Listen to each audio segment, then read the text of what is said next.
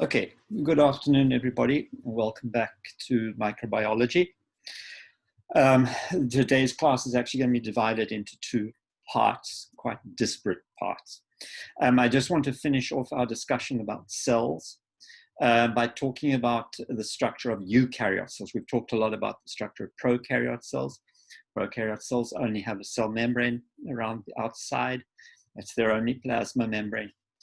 Eukaryote cells are distinguished from prokaryote cells because the cell membrane is not the only plasma membrane. Instead, eukaryote cells have plasma membranes in the cytoplasm which describe areas of specialization, specialized function called the organelles. And the most prominent of all of the organelles usually that we can see is this here, which is the nucleus of the cell. And the nucleus is distinguished, as all organelles are, because it has its own membrane system that describes it. But there are many other kinds of organelles, as we'll hear in a minute. The eukaryote cells are usually larger than prokaryote cells, and they are much more complex than the prokaryote cells. But remember that most of the processes that take place in eukaryote cells are almost identical to processes that take place perfectly successfully in the prokaryote cells. But the eukaryote cell is an elaboration of cellular structure in that it has these has organelles which are areas of highly specialized function. So first of all, there are two kinds of eukaryote cell. Eukaryote cells differ between animals and plants. Here is a plant cell here, and the very first thing that you notice with a plant cell is that it has around the cell here, it has a thick cell wall, which is relatively rigid. That cell wall is initially built of cellulose. As a plant ages, it may add all sorts of substances to that cell wall. It just depends on the plant and the function, that all sorts of things like that. But the initial cell wall around the plant cell is built of cellulose. And it is a rigid structure. It performs the same, its central function is to do the same thing as the cell wall in the prokaryotes. And you'll remember that in the prokaryotes, although the cell wall gave some structure and gave some protection, its main object was to act as an osmotic control. And that's exactly the same in plant cells. Plant cells, the water tends to flood into plant cells through the cell membrane, swell the cell, and the cell will swell up against the cell wall.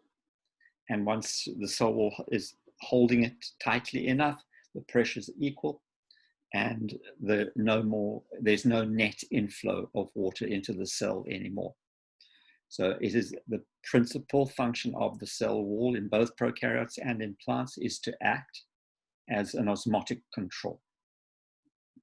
The plant cell has a couple of things about it which distinguish it from the animal cell.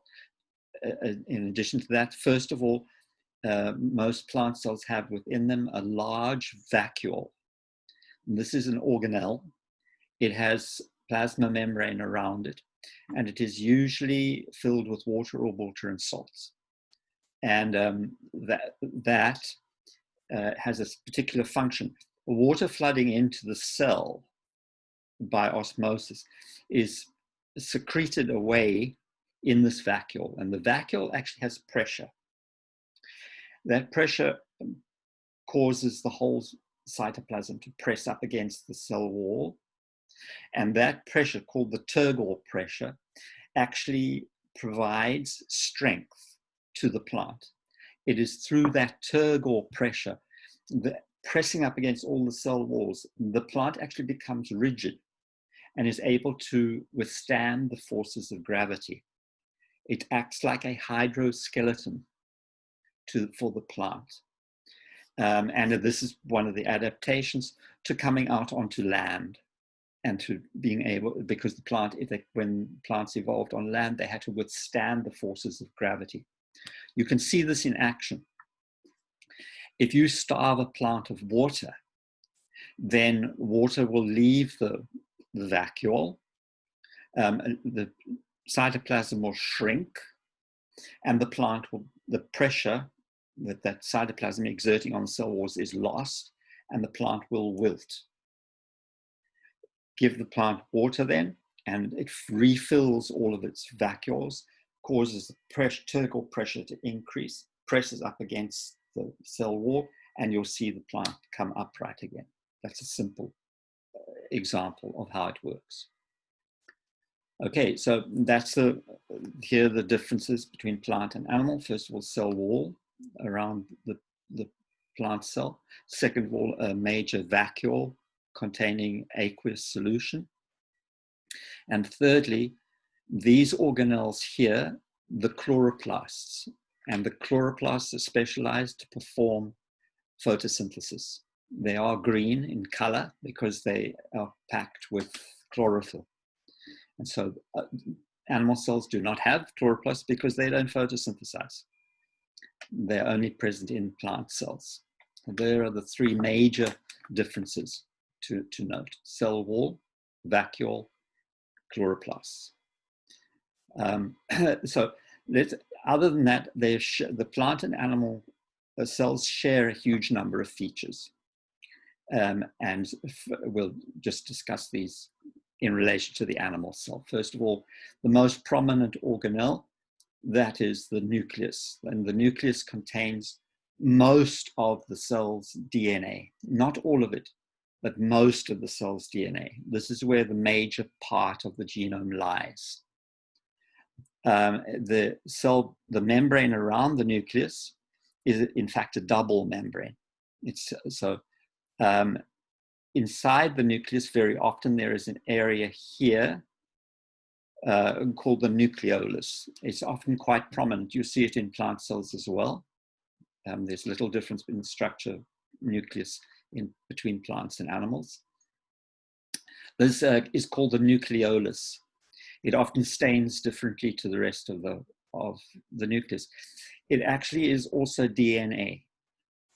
But it's an area of specialized function of DNA. It's an area where RNA, where functional RNA, things like transfer RNA, ribosomal RNAs, these sorts of things are made in the region of the nucleolus.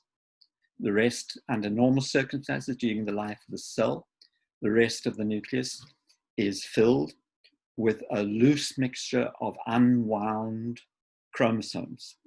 We can't actually distinguish the chromosomes, one from the other, under normal circumstances during the life of the cell. And this is a part of the cell cycle called interphase. It's the normal functioning, working status of the cell. The DNA, the chromosomes are unwound, and we just refer to all this material here as chromatin. This chromatin fills the nucleus, and it's unwound DNA being used to read off the genes. Surrounding the nucleus and often packing the cell are these interleaved envelopes here. We'll talk about them more in a little while. And this is called endoplasmic reticulum. There are two kinds of endoplasmic reticulum. One is called rough endoplasmic reticulum. Here it is here. And then the other is smooth. I'll give you the distinctions in a minute. The rough endoplasmic reticulum is an area in both plant and animal cells where protein is being refined. And if extensive refining of the protein is required, it is passed from endoplasmic reticulum to this organelle here, which is called the Golgi apparatus. So in the animal cell, there are no chloroplasts because they don't photosynthesize. But in both animal and plant cells, these organelles may be very, very common. And these are the mitochondria. Mitochondria, often referred to as the powerhouses of the cell. This is where biologically useful energy is created by breaking down fuels, such as glucose. And so the mitochondria are responsible for producing biologically useful energy, a process that we will talk about extensively. Other than that, there are many other things inside the cell that we'll talk about in a while. I'll just for the moment mention this here. This is a centriole, and pay attention to this only because we'll talk about it when we talk about cell division. It becomes very, very important when in cell division. Okay, let's just do it in a little bit more detail. So the nucleus, it has around it a nuclear envelope. It's called the nuclear envelope because it's actually two membranes that surround the nucleus. Remember that the functions of the nucleus, this is where the genes are being read off. But the genes are read off not as DNA. They're read from the DNA, but they're read off as messenger RNA. And that messenger RNA has to find its way out into the cytoplasm. And there are pores inside the membrane, the nuclear envelope here. And through those pores, the messenger RNA will leave to enter the cytoplasm. As soon as it leaves the cytoplasm, it becomes associated with ribosomes, and the ribosomes will read it. They will translate the messenger RNA into protein. The DNA in the nucleus is packaged, it is wrapped and wound in a very precise manner. During the normal functioning of the cell, you can't see the chromosomes, they're kind of expanded, but they are still associated with proteins called the histones, which are responsible for packaging the DNA in a logical and comprehensive manner so the cell can access the genes easily. As time comes for the cell to divide, the DNA becomes more and more and more tightly wound, and the chromosomes shorten and thicken, and they become visible.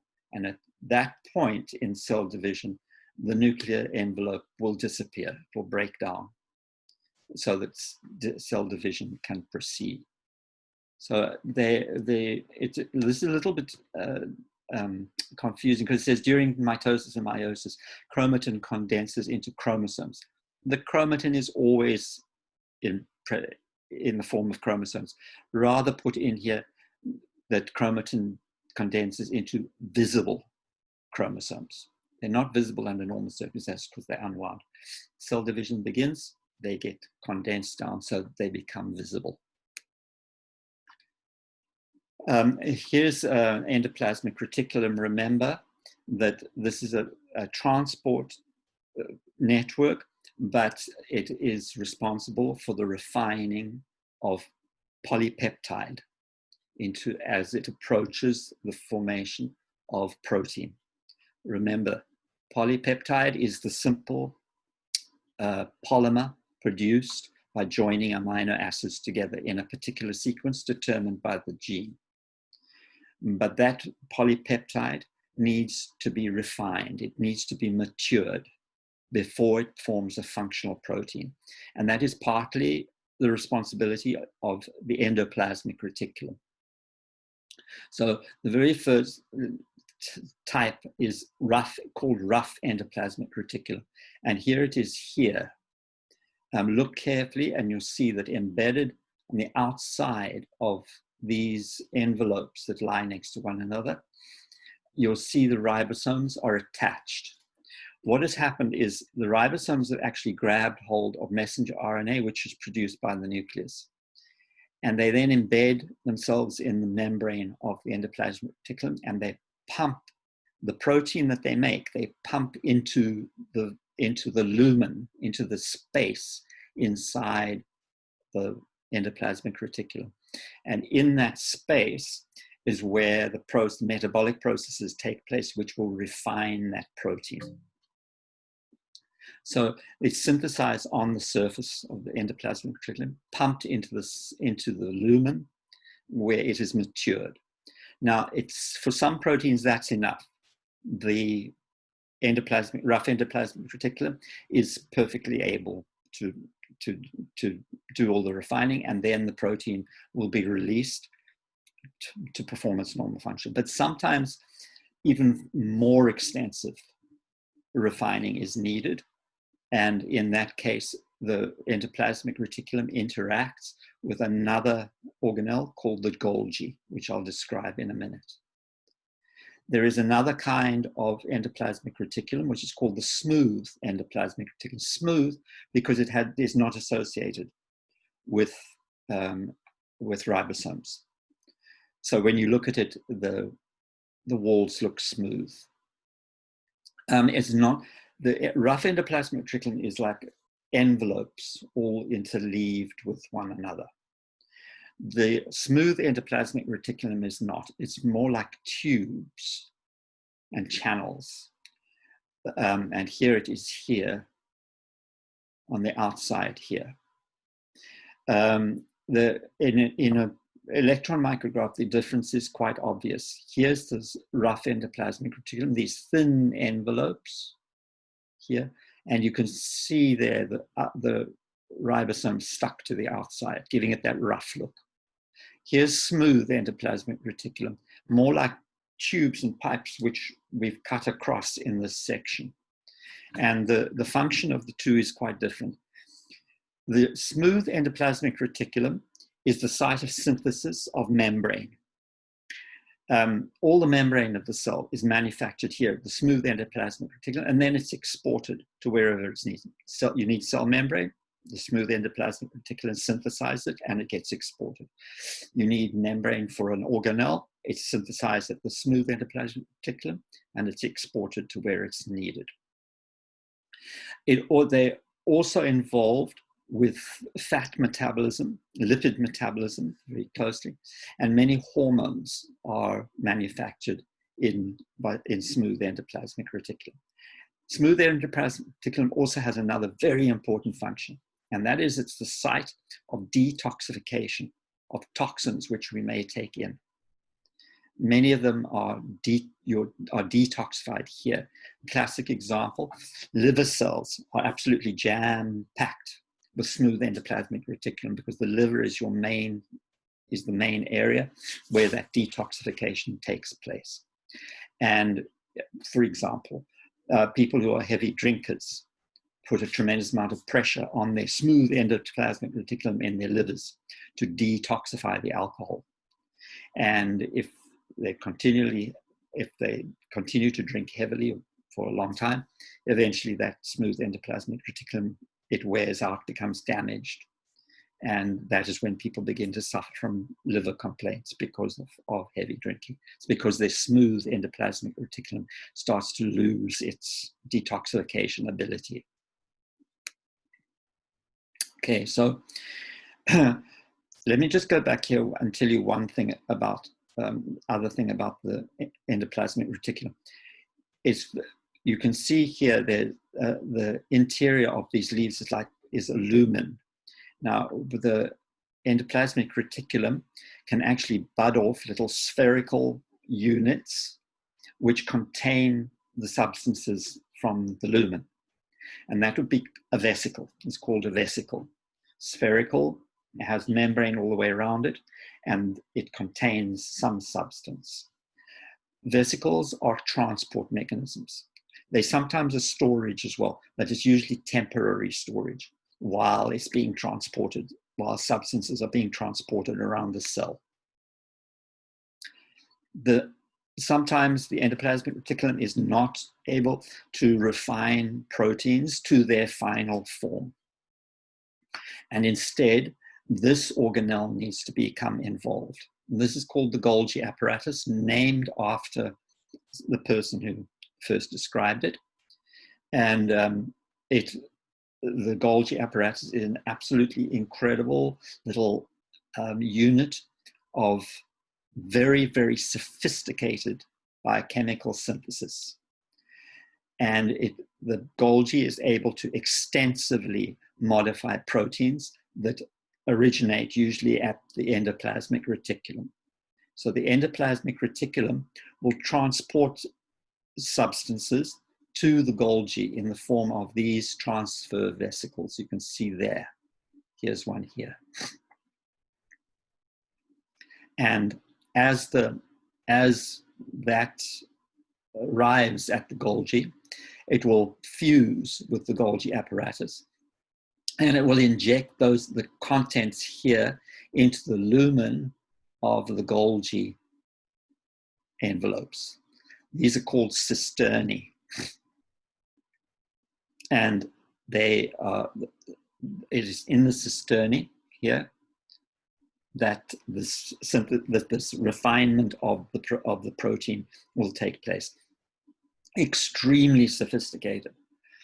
Remember that the structure of a protein is intimately connected to its function, and this is what the Golgi does. It modifies the protein, its structure and everything changes inside the Golgi to achieve its final functional form.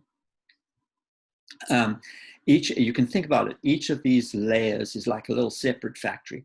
So one layer may perform one type of metabolic chain, interaction with the protein.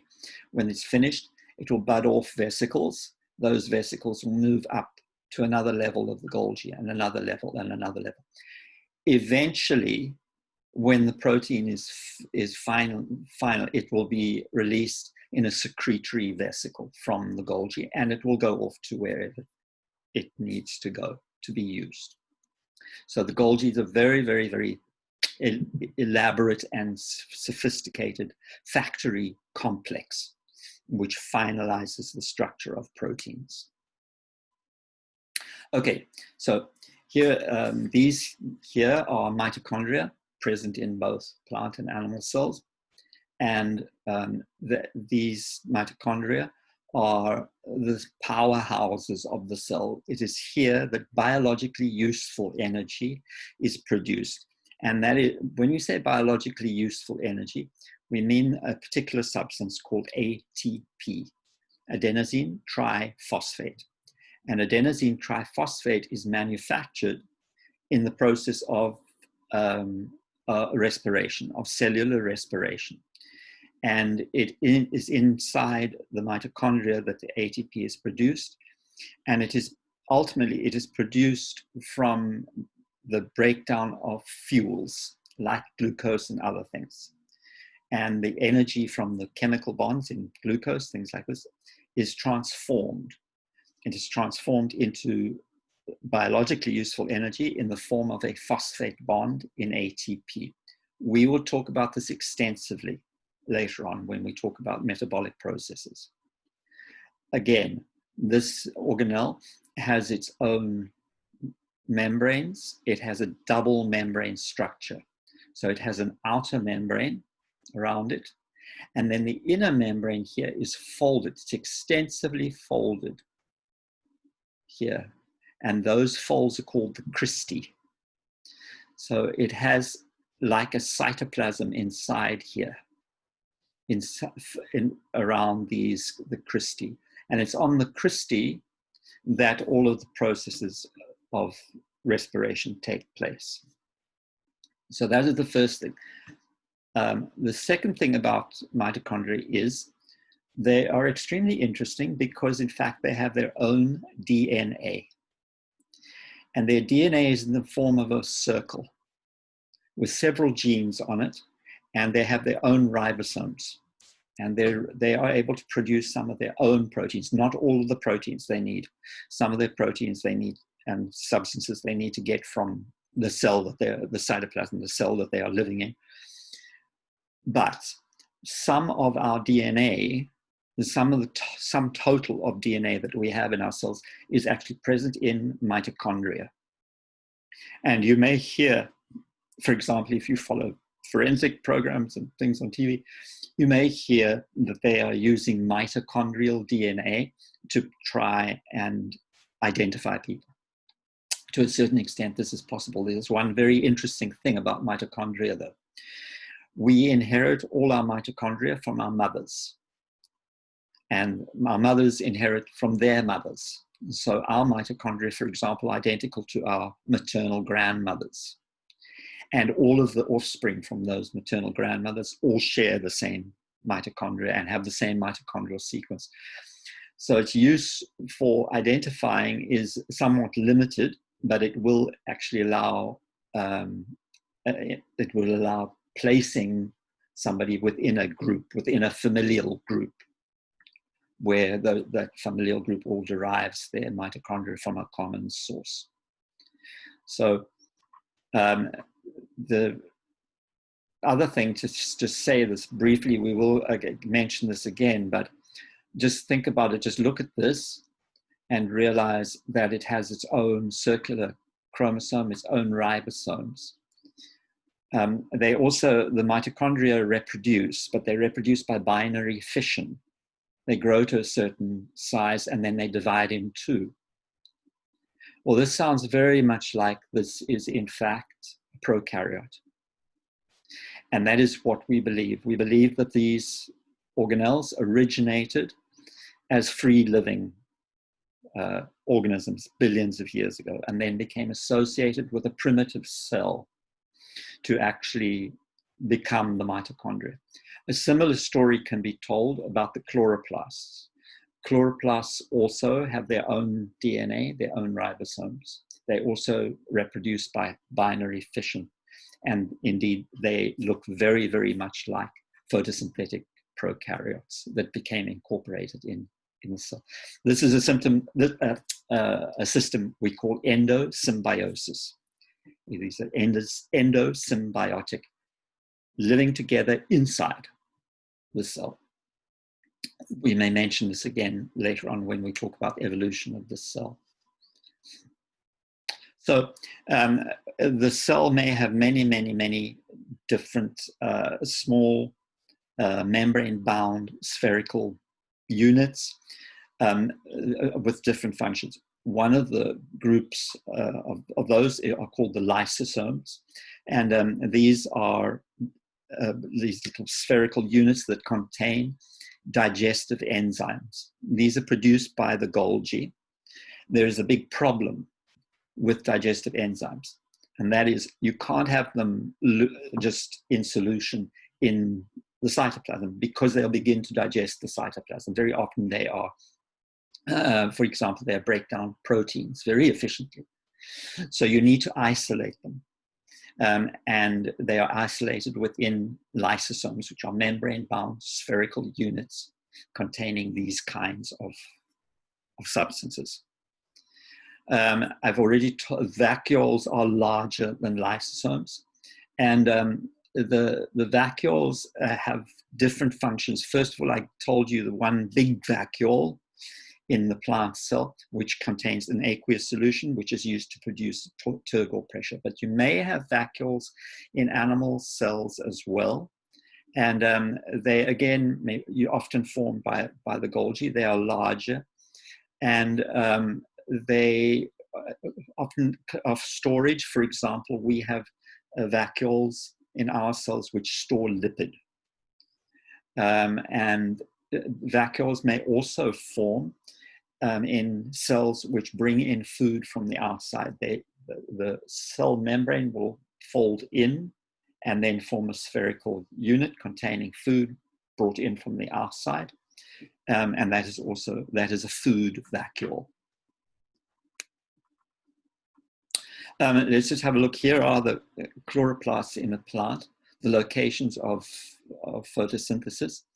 A very, very complex organization. Like the mitochondria, they have a double membrane around them. And then the inner membrane is extensively folded into these very intricate sandwiches which lie next to one another. And the individual folds, the individual envelopes are called the thylakoids. And each thylakoid here, that's a thylakoid there, that's a thylakoid there, that's a thylakoid there.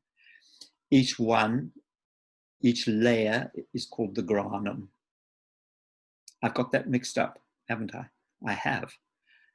The granum, I'm sorry, just listen, forget what I just said.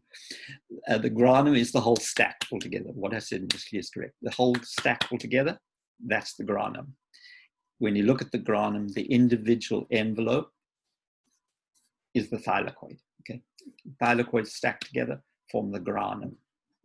And it's on these membranes. You actually see that they are dark green when you examine them closely under the microscope, and it's the chlorophyll of the plant is embedded in these membranes, and it's on those membranes that photosynthesis takes place. Again, I repeat, the chloroplast also has its own DNA strand in the form of a circle, and it also has its own ribosomes. Produces some of its own proteins. Again, it is dependent on the cell that it's in, but it looks very much as if the chloroplast was once a free-living prokaryote. And in fact, we know pretty much which group of prokaryotes the chloroplast originated in. It's very closely related to a group of bacteria called the cyanobacteria, which are photosynthetic, free-living bacteria, very closely related.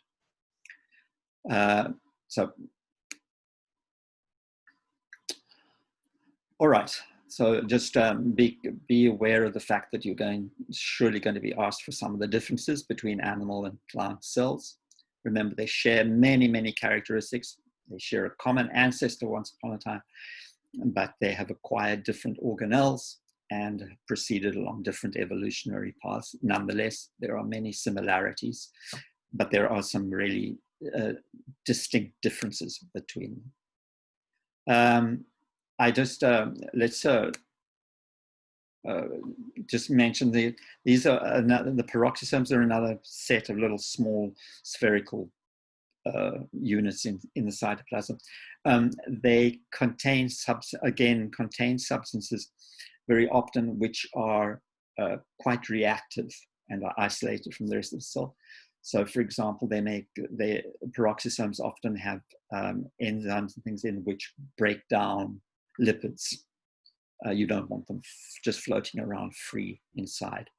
The other thing is they contain substances, enzymes, which will break down substances like this. This is peroxide, hydrogen peroxide. It's produced as a result of respiration, and it's a very dangerous substance to have floating around in the cell. And peroxisomes respond to the presence of hydrogen peroxide and break it down. This I just want you to remember. The centrosomes, we'll see the centrosomes again when we talk about cell division, because they are centers of microtubule formation in the cell. And the microtubules, important in all sorts of different ways, but the one place where we will see them in particularly important, they form a spindle which is responsible for transporting chromosomes in the cell during cell division. Those, we'll see the centrosomes again when we talk about cell division. Okay, and this is just the final word on this process of endosymbiosis. And the endosymbiotic theory suggests that there was a proto-eukaryotic cell which lacked many of the organelles which we now see. And that proto-eukaryotic cell engulfed organelles such as engulfed other organisms such as bacteria. And those bacteria then began to live inside the cells and perform specialized functions. So, for example, the chloroplast was originally a free-living photosynthetic cell. The mitochondria were originally bacteria which were able to respire and produce ATP. They came to live inside that typical eukaryotic cell, and they live now permanently inside, are part of the function of the cell, and that they were acquired by endosymbiosis. Okay, that's all that we're going to talk about with eukaryotic cells for the moment. Now we're going to move on to a very important part of our discussion of microbiology, because we need to talk about metabolic processes. And you'll remember that this is characteristic of living systems. The living systems have a complex metabolism. And when we want to try and describe what metabolism actually is, it is something to do with the cell's management of matter, of the molecules which make up the cell, and energy. And the metabolism is that intricate interaction of matter and energy in the cell that produce all the processes that we recognize as the living processes. That's what we're going to talk about. And first of all, let's just get it clear, because in this microbiology class, we're going to be talking about various things which we consider living, but we're also going to be talking about something which we don't consider living. The living cells, the prokaryotes, archaea we're not going to talk about, prokaryotes and the eukaryotes, these are all living things. We all share a common, a really remote universal ancestor. It's often referred to as the LUCA, the last universal living ancestor. So, common ancestor, sorry, the last universal common ancestor. And all of us, all of these groups, prokaryotes, archaea, eukaryotes, we all share an original ancestor, and that was the original cell structure that evolved to everything else. We share these characteristics. We all grow. We all reproduce. All these cells have a metabolism. They have a perceptible manipulation of energy. All of these cells have evidently evolved. This evolution appears to be a fundamental character of living things. And it is for one really important reason, and that is we all have DNA as the basis of our cell's function. All of our cell metabolism and everything else is dependent on DNA. But DNA does not reproduce absolutely accurately the whole time.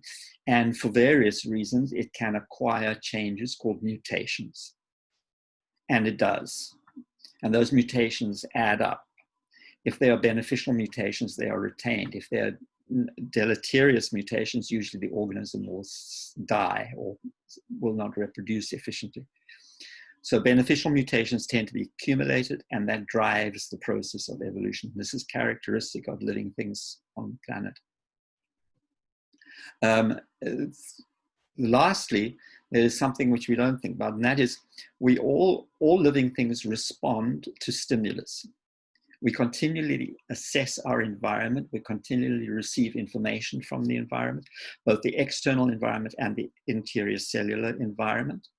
And we all respond to that. That is a characteristic of living things.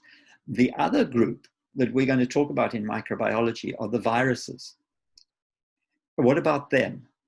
Well, the viruses are not living things. They have no metabolism. They do none of these things. They do none of these things. They don't have any of the characteristics of living things. Instead, they are, we need to think about them rather as being extremely complex molecules. And they are molecules which drive living systems to reproduce them. They cannot reproduce away from something else doing it for them. They have no metabolism. They have no cellular structure. They have no cytoplasm. They have none of the features of living things at all. Viruses are non-living. Okay, so yeah, this is just to impress you. When talking about metabolism of the cell, for example, we're talking about an absolutely incomprehensibly complex set of interacting reactions inside the cell. But we can fundamentally break it down to this. What we need to see that the cell is doing is it's using a fuel source. It is using a fuel source for two reasons. First of all, as a source of energy. That's number one. And second of all, as a source of matter. We get our molecules from somewhere, and we manipulate those molecules with energy that we get from somewhere. Plants are fortunate. They can get their energy from sunlight, and they can get their molecules from simple compounds like carbon dioxide and water and stuff that they absorb through their roots. And they'll then build those simple things into more complex molecules. We can't. We are dependent on molecules which have already been constructed into organic molecules.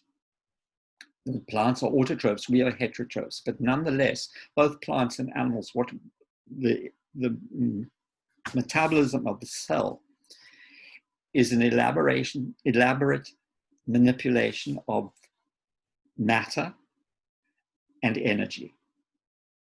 And in order to do that, we'll see, we sometimes break down molecules. Very often we're building up molecules.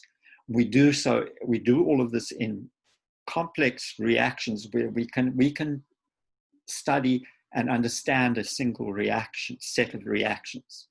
But what you need to realize is all of those reactions interact with one another in absolutely incomprehensibly complex ways.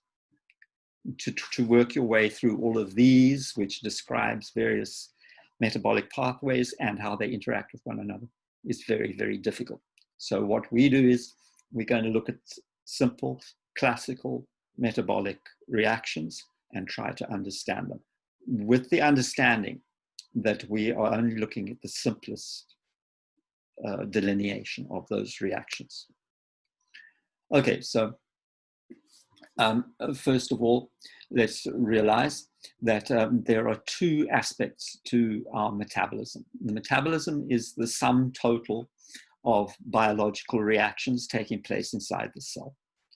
But at its simplest, it consists of two parts. The first, for example, we need to break down molecules in order to extract energy, and also very often to produce simpler units that can be used, simpler units of matter that can be used in other pathways. So we break down big molecules into component parts that can be used, but also to extract energy from the complex bonds that make up those molecules. So for example, you may have a large molecule. That molecule is held together by covalent bonds. Those covalent bonds contain a lot of potential energy. That's chemical energy, but it's potential energy. That chemical energy can be accessed and it can be transformed to do work or to build other molecules. When we break down big molecules, we usually see a release of energy which can be harvested.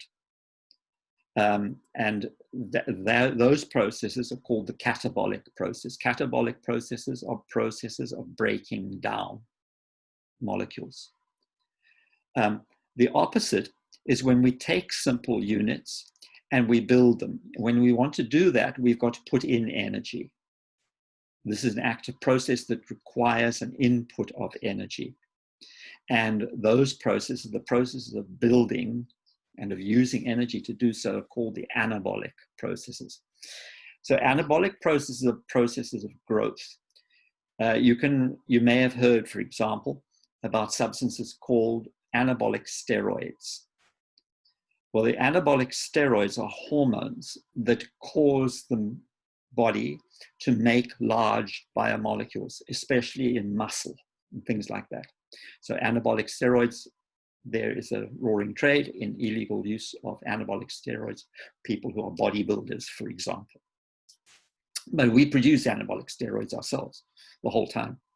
And naturally, those are hormones which govern anabolic processes, the processes of building. So the catabolic processes, the one that we're going to talk about extensively is the breakdown of things like glucose. And glucose is a very good fuel. It's a carbohydrate. It contains many, many bonds, chemical bonds, which can be broken, and that energy is harvested. And ultimately, the energy is harvested and put into that substance I mentioned before. Biologically useful energy comes in the form of ATP, adenosine triphosphate. So have a look here and you'll see that is this description here. We take complex molecules. It doesn't have to be carbohydrate. We can use lipids, proteins. We can use various large molecules in actual fact. Break them down, harvest the energy from them. We're going to break them down to simple molecules by catabolism, and we can harvest that to produce ATP. Likewise, we can take simple molecules and we can build them up. And when we do that, we will use up ATP. We will use the energy from ATP in anabolic reactions to produce large molecules. Maybe we want to transform something. Maybe we want to transform a molecule from one complex form into another complex form. You would go through those pathways. This is one thing to be said. Whenever we transform energy, remember, energy cannot be created or destroyed, but it can be transformed.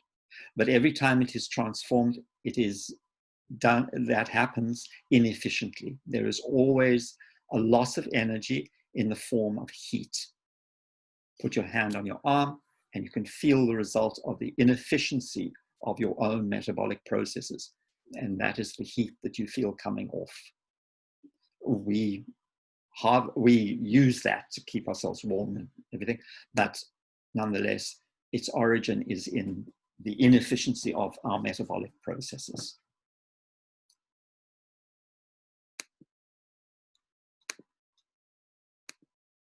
Okay, so the next thing I want to explain to you is that the metabolic processes are often extremely complex, and they are usually take place in a stepwise fashion. So when we look at a complex metabolic process, we'll see that it is in fact a set of different reactions which are all linked together. Each reaction will have its own enzymes which govern it.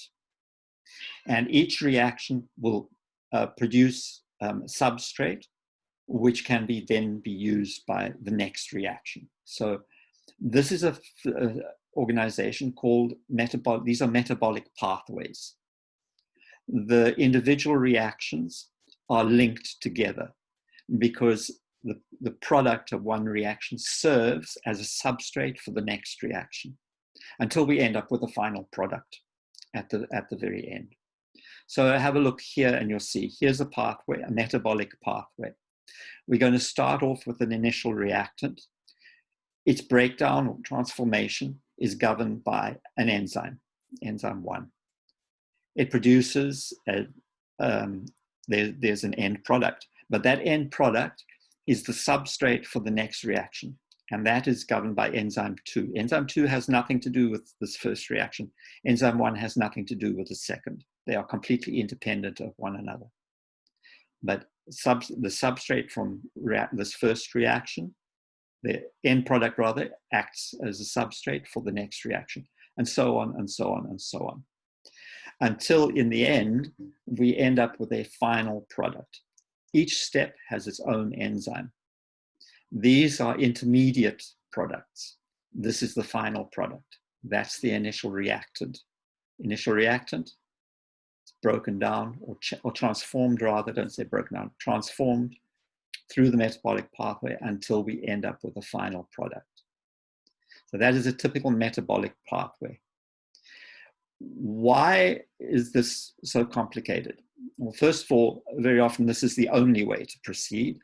In order to end up with the final product, it has to go through these intermediates before we end up with the final product. The other thing to notice is in biological systems, wherever you see complexity like this, you must think control. because the more complex it is, the more steps it has, the more opportunity the organism has to control the reactions. These don't just proceed without any control. They are very carefully controlled inside. And the cell has to have control over these pathways. It can only run the pathway when it needs to, otherwise it's a waste of energy. Only run the pathway when you need that final product, because otherwise you're wasting the initial reactants. So this type of pathway offers the cell a lot of control over metabolic pathways.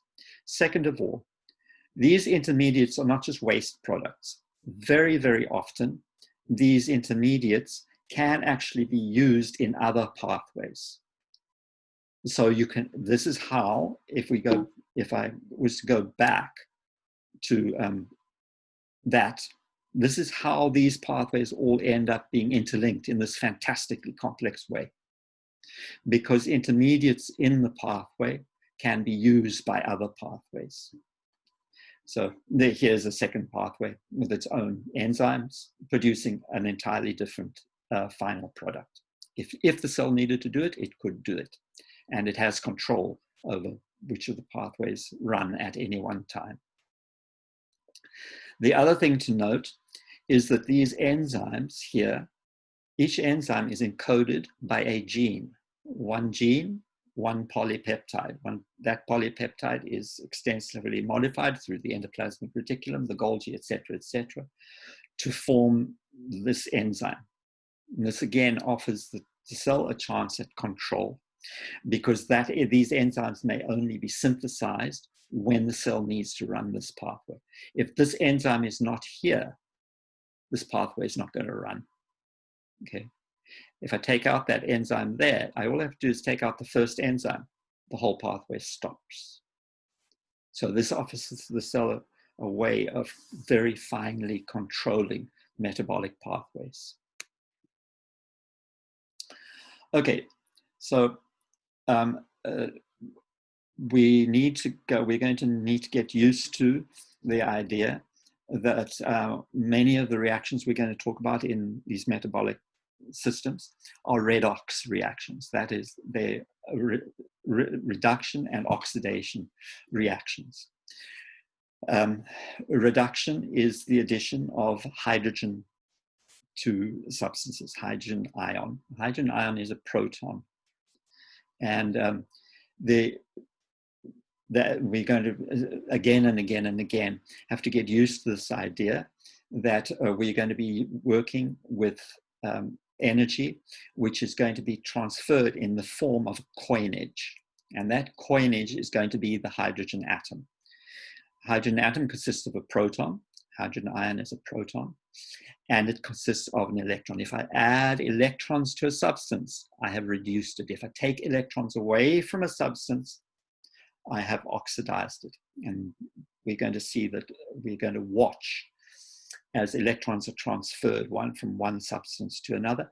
And remember, it's not the electron itself that's really important. It's the energy associated with that electron. And that energy associated with electrons is enormous.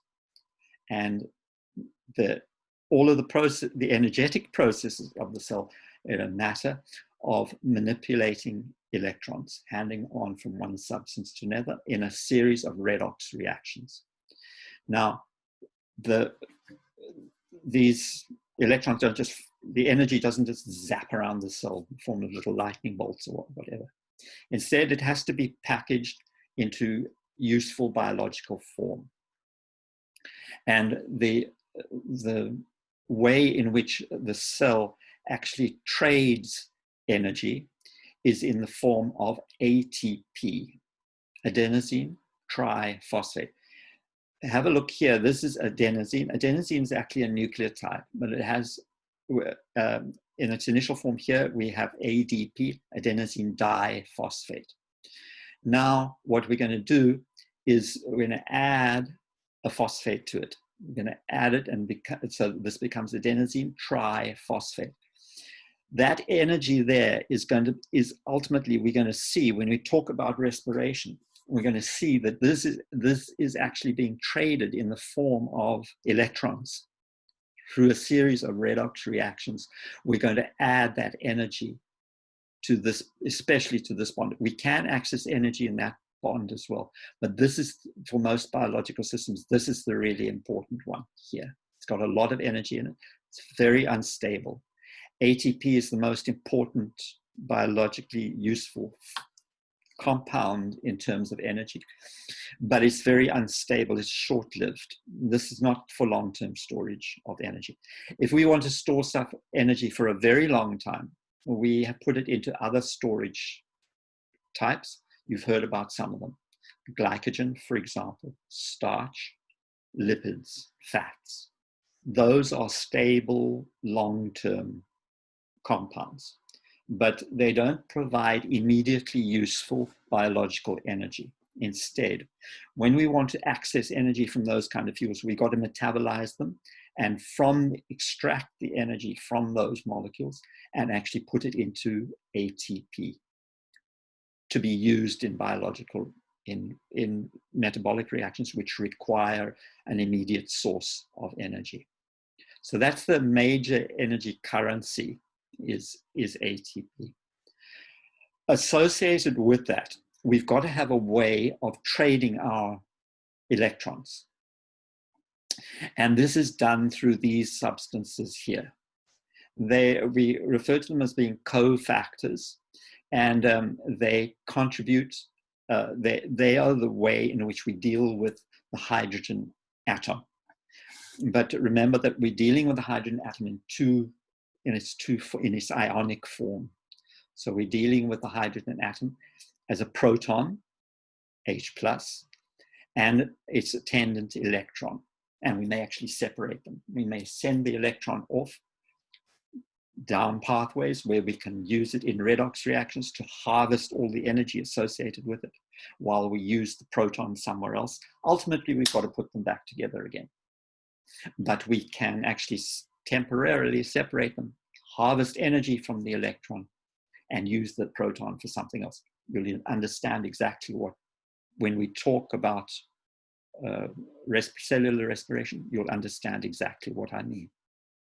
So there are two principal ways in which we will shunt hydrogen around the cell. And this is by this one, NADH, nicotinamide adenine dinucleotide. Look at there's the H that we're interested in. And split that H off and end up with this being ionized. If we take that parts of this hydrogen away, take away the electron, for example, and leave a proton on there, we can take that electron away temporarily and make it do work for us. That's what's going to happen. Same with this one, flavine adenine dinucleotide, functions in much the same way as NADH, more common in plants than it is in animals. So when we talked about, we said we had anabolic reactions and catabolic reactions. Well, we link anabolic and catabolic reactions through this molecule, ATP. When we want to build a molecule in the process, in an anabolic process, we will harvest the energy from the ATP and we'll produce ADP and a phosphate, and harvest the energy from that phosphate bond, and we'll put it into the anabolic reaction, which will make new covalent bonds, which now contains this energy from the ATP. When we break down molecules in catabolic reactions, we can harvest the energy and put it into ATP. So, for example, this is exactly what we do in respiration. We take a substance like glucose. Glucose is carbon, hydrogen, oxygen, and in the carbon and hydrogen bonds especially, there's a lot of energy, which is potential energy locked into those covalent bonds. We break down glucose in the process of respiration into simple compounds, carbon dioxide and water. And we do so by breaking all of those covalent bonds that made up the glucose. harvest that energy in the process of respiration, and we put it into ATP. We can then take that ATP and we can send it off to other reactions in the cell where it's needed, where energy is needed, and the energy is harvested. And in the process, we recycle ADP again. And remember, all the way through here, we are actually trading energy from electrons, and that energy, we continually need hydrogen. We need it for reducing power. We need it for its electrons, and so we continually bringing in hydrogen by using these cofactors. We're using these as transport mechanisms for hydrogen so that we can grab the electron from them. So that is reducing power. The reducing power is the hydrogen, and that is traded around the cell by NADH, FADH2, etc.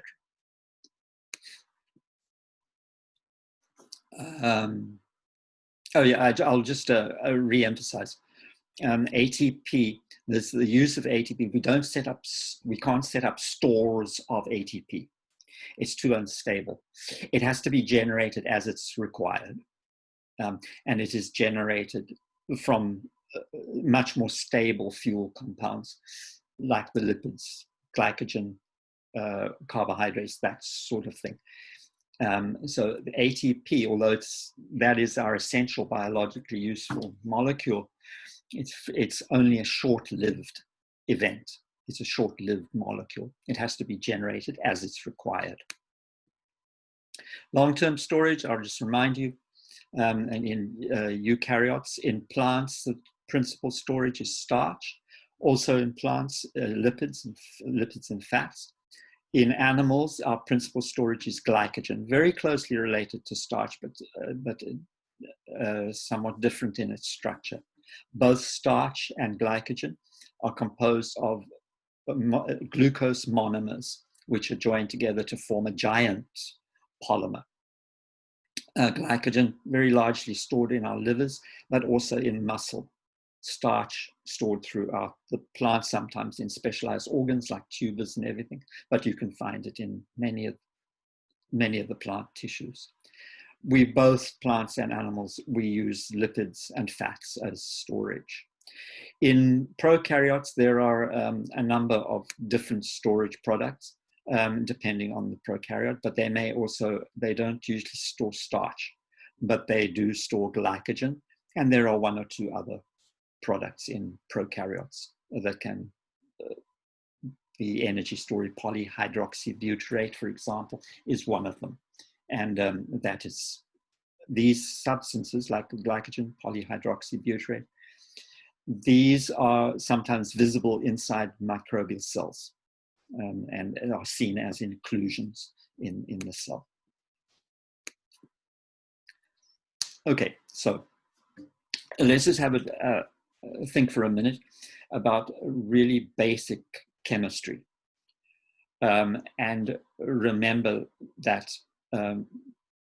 chemical reactions take place. If I just take one substance and I put it near another substance, take one element, put it near another element, they don't automatically just like react with one another necessarily. Usually what is required is that they actually smack into one another. We need them to be moving. We need kinetic energy in order for those substances to collide. And the energy contained in that collision is what actually transforms the substance, allows new interactions to take place, allows electrons to be exchanged, for example, to form a covalent bond, allows electron to be knocked off so that an ion is formed, etc. This is the collision theory. The reactions take place when things collide, and when they collide with sufficient energy. So they must actually collide with sufficient energy. And that energy, the energy that provides sufficient collision energy for the reaction to take place, is called the activation energy. Without the activation energy, the reaction simply does not take place. When we look at substances that are busy reacting, we'll see that sometimes the reaction rate is very, very slow. This can be for various reasons. It can be just because the substances themselves are not particularly reactive. In order for them to react, they may need a very high energy of activation. Maybe because the concentration is very low, and reactants, they're just not enough of the different reactants for them to be reacting fast with one another.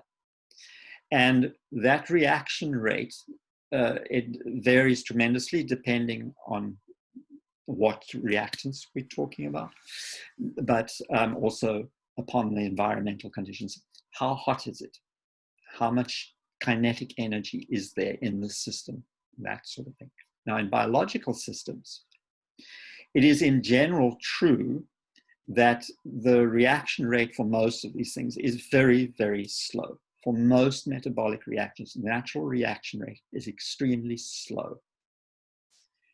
And we'd say the reactions are not particularly likely. They do occur, but they occur at a very slow rate. And in general, most metabolic reactions would occur at a rate which is far too slow to be biologically useful. Instead, what we need to realize is that they have an activation energy. They require a certain activation energy. And biological systems, that activation energy can be lowered by the use of enzymes. An enzyme is a catalyst.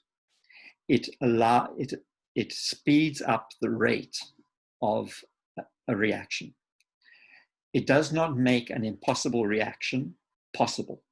It only the catalytic system only works with reactions which are inherently possible, but they may just be occurring very, very slowly. So an enzyme is a substance which lowers the energy of activation and therefore increases the probability of reaction and increases the rate at which that reaction takes place. And biological enzymes speed up reactions to an extremely high rate inside the cell. So let's have a look here. I just want to just stop sharing for a minute if I can. I don't seem able to stop sharing. Why won't you?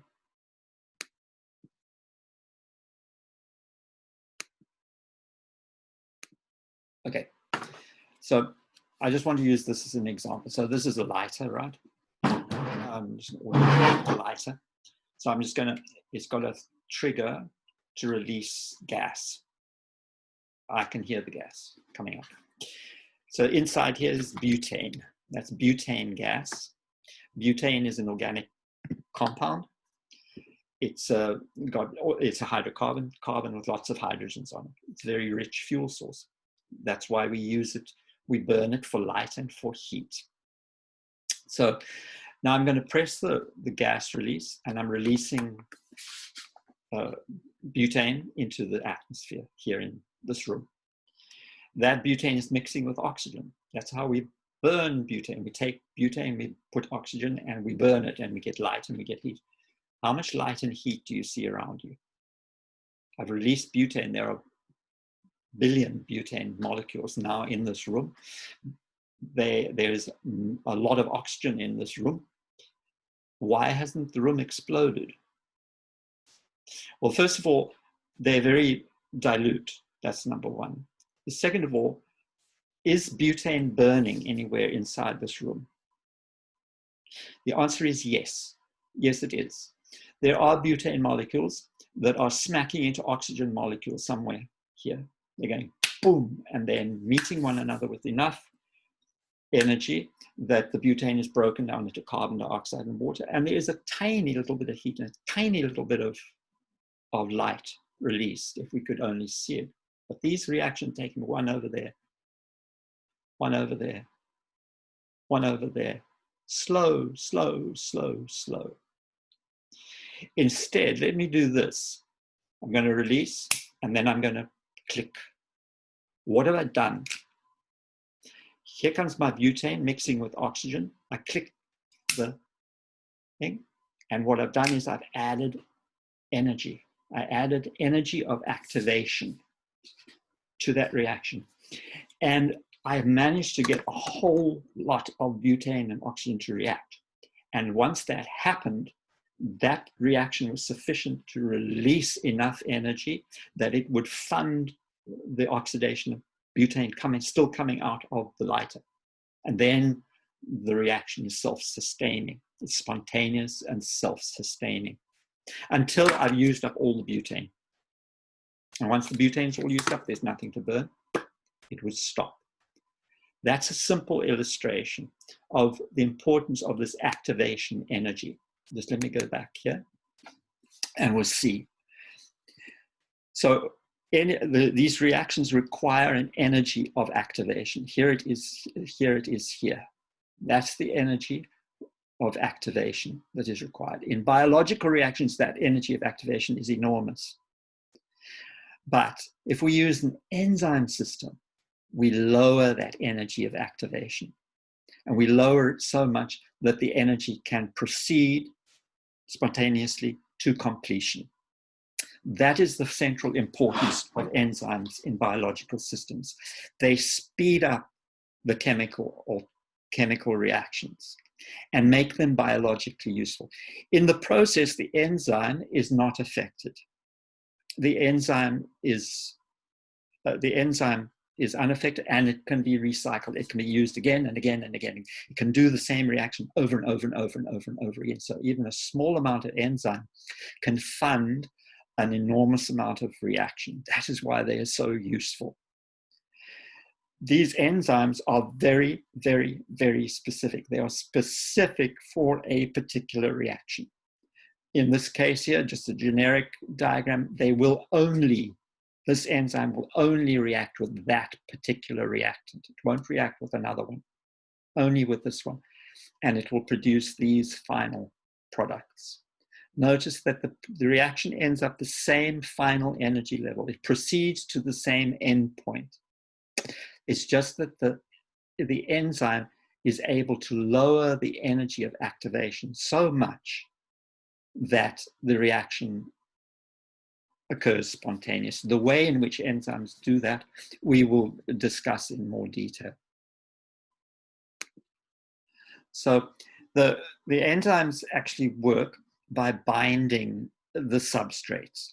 Now, remember, enzymes can be used to make and they can be used to break. It depends on the reaction that you're talking about. But enzymes are usually extremely complex substances. 99.9% of the enzymes in our bodies are protein. So they are very, by and large, you can think of them being very, very complex proteins. And remember how proteins were formed? They formed a three-dimensional structure. And within that three-dimensional structure, there is an area where they concentrate the chemically reactive groups that are needed for a particular reaction. That place where those groups are concentrated is called the active site.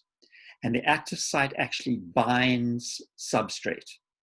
So that is a requirement. We bind substrate to the enzyme and we form an enzyme substrate complex. That is stage one.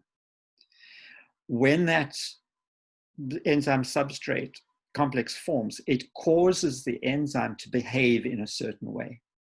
Sometimes, for example, that it causes the enzyme to actually to flex like this and induce strain on bonds within the substrate. It does that creation of this enzyme substrate complex does something. It causes the enzyme to do something, and that something that it does is to promote the final reaction. So, for example, this is sucrose. This is an enzyme called sucrase.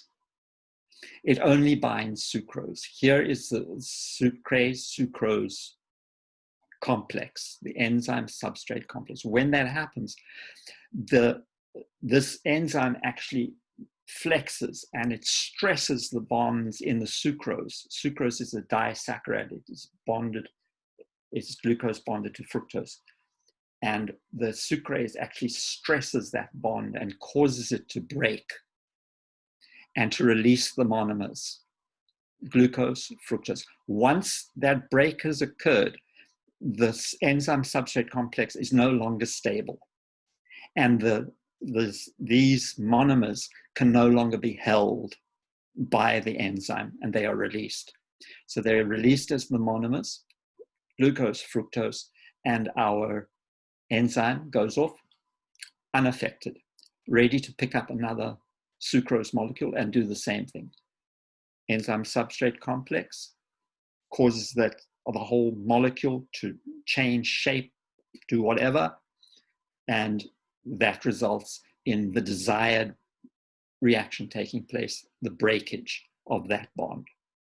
So just think about this in terms of activation energy. If I've got a bowl of sugar and I sit it on my counter, does any of that sugar break down into glucose and fructose? Well, the answer is yes, it does.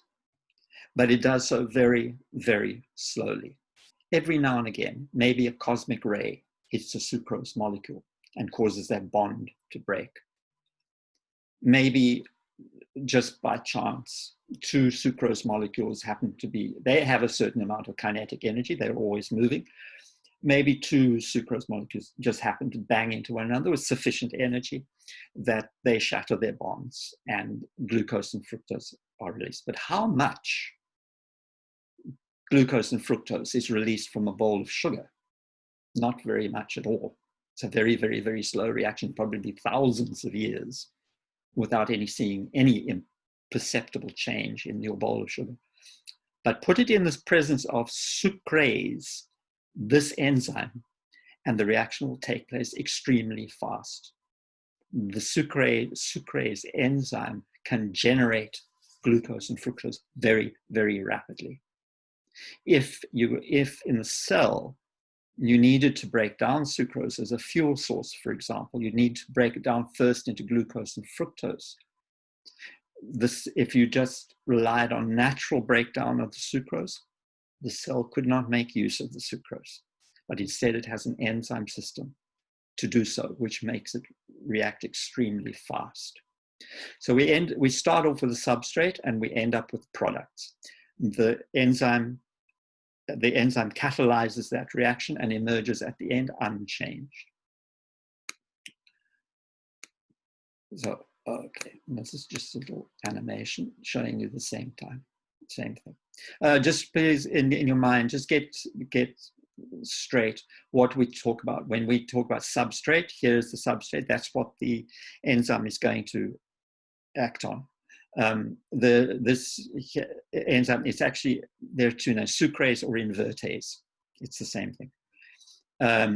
You could put a line through this and put sucrase if you want to. So this is the substrate, sucrose. The enzyme, sucrase or invertase, whichever you want to remember. And the products are glucose and fructose.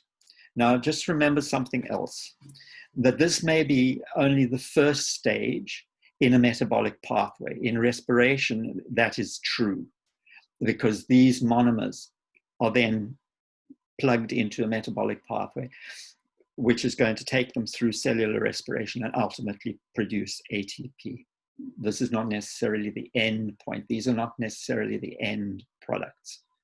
These may now fit into another set of reactions in a metabolic pathway.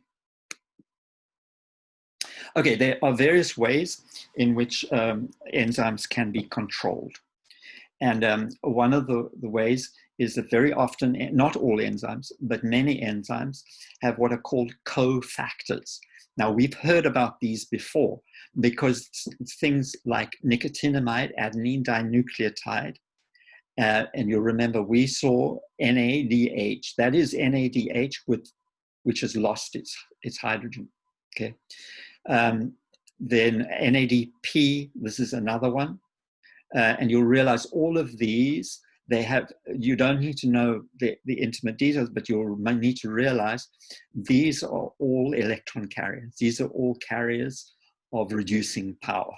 And this is one of the ways in which we can control enzymes. Here is an enzyme. It's the complex protein portion, which is completely inactive. And in this case, it is inactive because it requires a cofactor. And the cofactor is a non-protein portion that fits into the protein. And that activates it. Very often this process here has happened because we have fiddled around with the reducing portion of these cofactors. So this is a way of switching the enzyme on. We can change this cofactor into an active form which will bind to this portion of the enzyme. This is called the apoenzyme. It's the inactive protein portion. We can activate a coenzyme to bind to that and form the holoenzyme, and that is active. It's a way for the cell to switch enzyme on and switch it off through activity of its coenzyme. That, by the way, is also the importance of vitamins. Vitamins, and many of our vitamins, are coenzymes. That's why they're important to us. For enzymes, as soon as you see that ASE at the end of a word, you know that you're looking at an enzyme.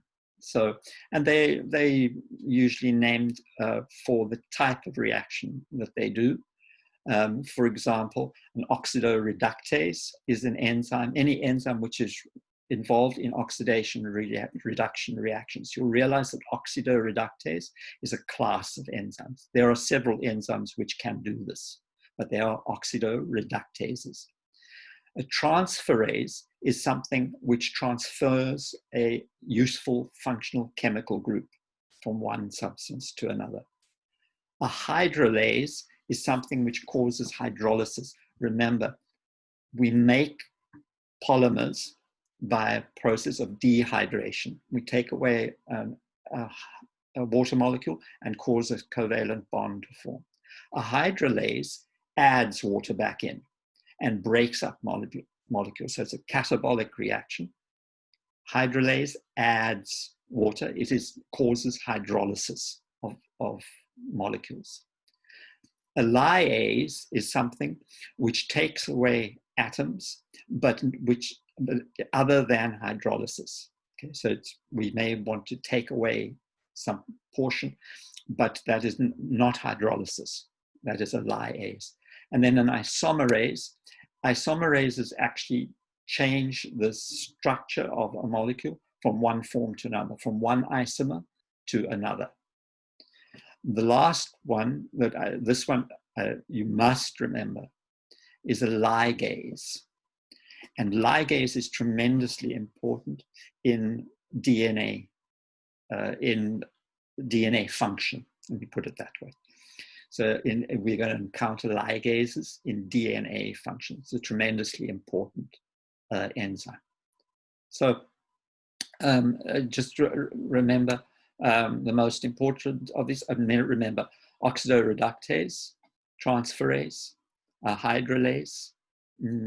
I'm not that worried about lyase, isomerase, and ligase. I'm not that worried about the lyases. So the next thing I want to mention, we've already talked about one way of switching enzymes on and off through manipulation by that coenzyme group. But enzymes are very, very much affected by environmental conditions. And there's an important reason for that. Remember that most of our enzymes are proteins, and they are very complex proteins. They have a very complex three-dimensional structure, and that three-dimensional structure, from all the way secondary, tertiary, and quaternary structure, is all affected especially by things like ionic bonds, hydrogen bonds, and then other weak interactions, which cause that molecule to fold and take up its final form. And remember that the final form is intimately connected to its function. Now take that molecule and put it into a medium. That if I start fiddling with the temperature, for example, I can start affecting those, especially those weak bonds. I start the molecule, I'll be adding kinetic energy, and I can be stressing those bonds, weakening them, causing some of them to break. I change the pH, the same thing can happen. I can start to weaken bonds or cause them to fail. I could also sometimes cause new bonds to start forming. Both of these, like temperature and pH, these are environmental conditions, and which can change. And we'll see that enzymes have an optimum. They have optimum temperature, optimum pH, optimum salt concentrations, for example. And that is because they have only under certain environmental conditions is their physical structure kept at its optimum. And only under certain physical conditions is the functioning at its best. And those we call the optimums. So they have, all enzymes, for example, have an optimum temperature at which they work best, an optimum pH at which they work best, optimum salt concentration.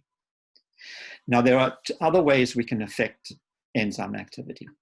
And the first is simply by substrate concentration. The more substrate we have, the faster reactions will proceed up to a limit.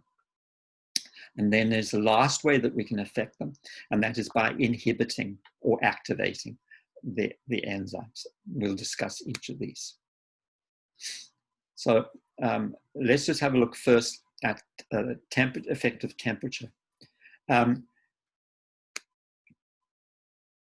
Enzymes have an optimum temperature at which they function best. For most of our enzymes in our bodies, the optimum temperature is about 37 degrees Celsius. That is the same also, by the way, for most of the bacteria which are associated with us, whether they are pathogens or not. Most of them have their optimum temperature around about here. At the optimum temperature, the enzyme, the protein that makes up the enzyme, assumes its ideal form.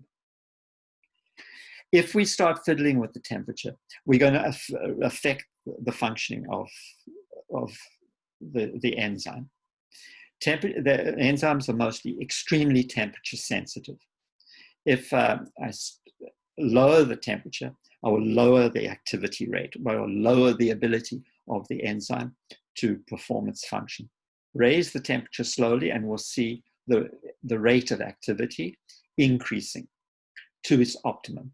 Raise the temperature above the optimum, and very often we will see a crash in activity of the enzyme.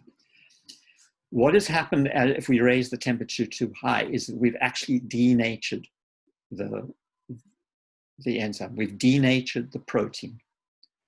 We will have forced new bonds to form in the polypeptide that didn't normally occur. We will have forced essential bonding to have broken down, and the protein now loses its function and may not recover. Usually with temperature, if we heat enzymes up too much, we actually kill them. We denature them completely, and they cannot recover their function. pH, think of pH this way. If I add hydrogen ions, if I add protons to a solution, I cause it to become more acid.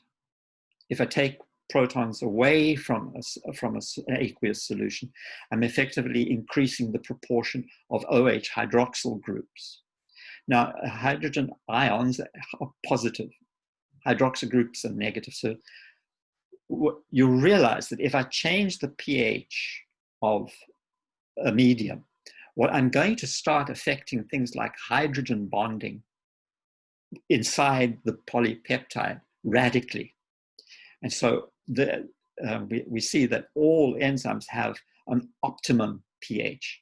Just like the temperature, they have an optimum pH at which the structure of the polypeptide is at its ideal form. And if I change the pH on either side, if I make it too acid or too base, I'm going to change the actual physical structure of the enzyme, because I'm going to change its secondary and tertiary structures, and its quaternary maybe as well, and affect its functioning.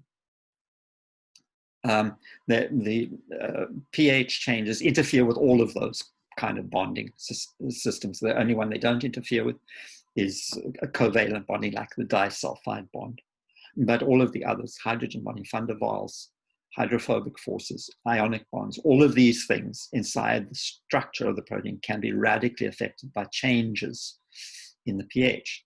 Now I want to point out, our enzymes in our cells and in most bacteria, usually the optimum pH is around about neutral, sometimes a little bit on one side or the other, but it's usually around about neutral. But there are highly specialized bacteria which exist at very low pH, and their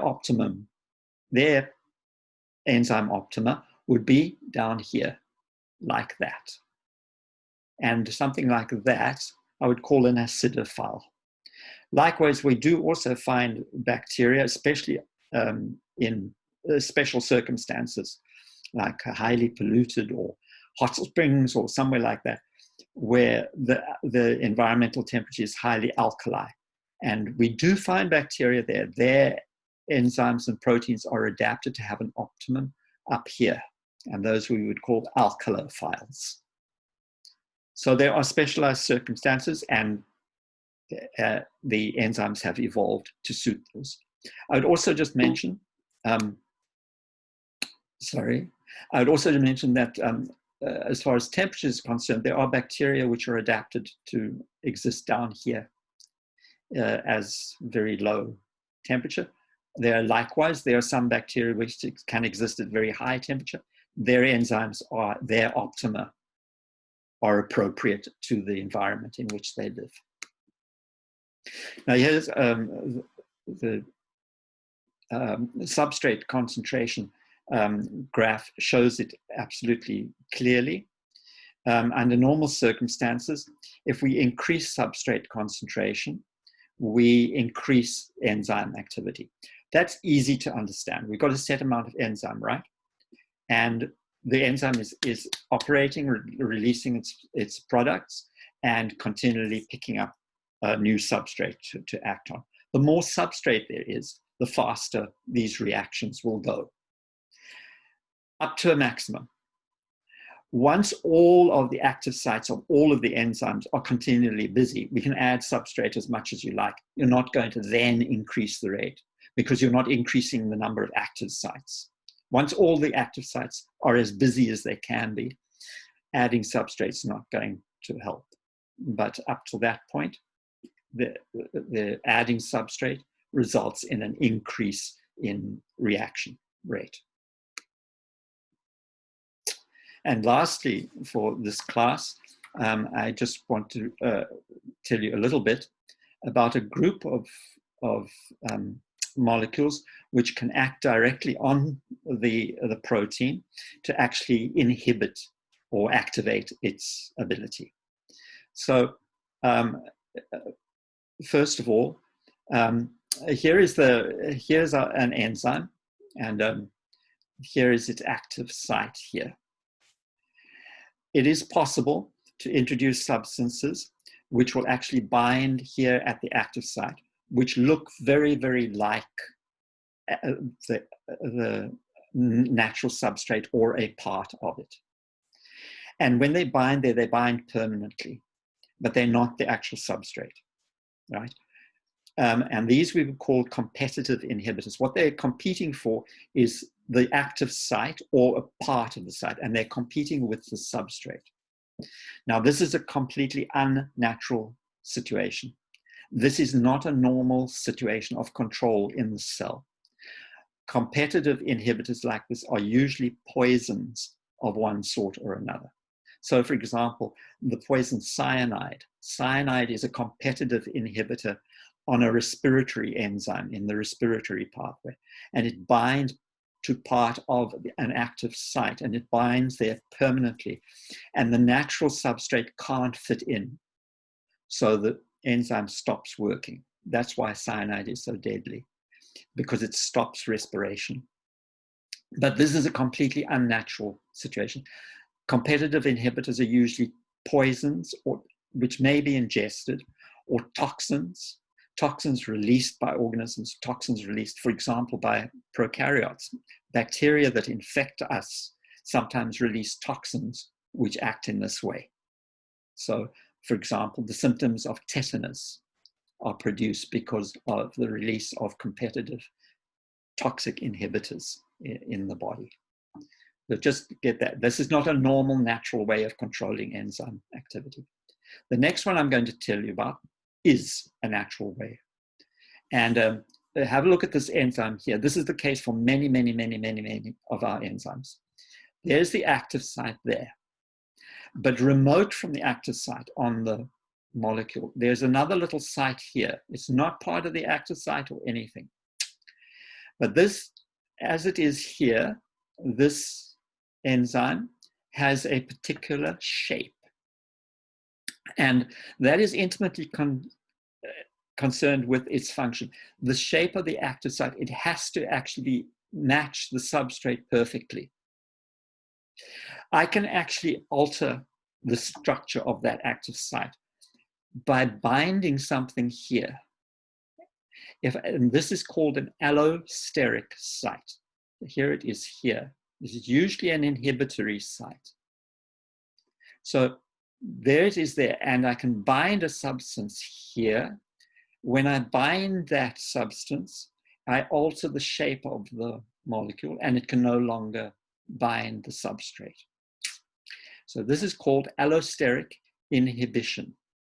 Allosteric inhibition. I will bind something there, which is going to alter the shape, and it's going to stop the enzyme from working. This is extremely useful in metabolic systems and very, very frequently used. So this is allosteric inhibition or non-competitive inhibition. So this was competitive, this is non-competitive, and this is a normal, natural way in the cell to control activity of enzymes. And I will repeat this at the start of our next class, but I'll just tell you very quickly that very, very frequently in metabolic pathways, the first enzyme, first enzymes in the pathway are allosteric enzymes. And the allosteric inhibitor is the end product of the whole metabolic pathway. It's a very neat system, because if you've got a metabolic pathway and you produced your end products, you don't need the pathway to run anymore. Then you can have that end product come bind to the first enzyme and stop it from working. And the whole pathway shuts down. It's a way of finally controlling the action of the pathway and getting it to stop when it's no longer needed. When it's no longer needed, it gives you a way of fine-tuning the amount of end product that you produce. So I will repeat this at our next class, okay?